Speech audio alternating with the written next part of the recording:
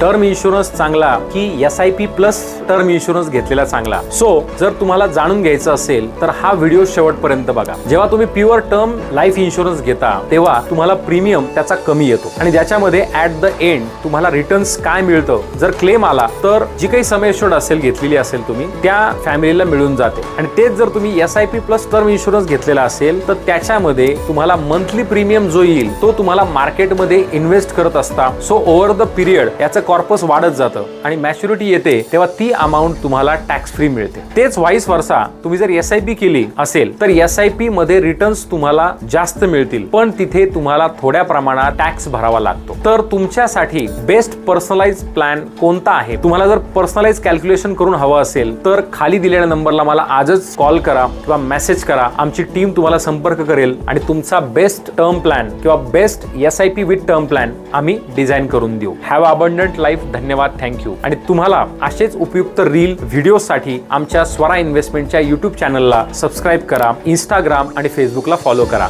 धन्यवाद. Mutual fund investments are subject to market risks. Read all scheme related documents carefully.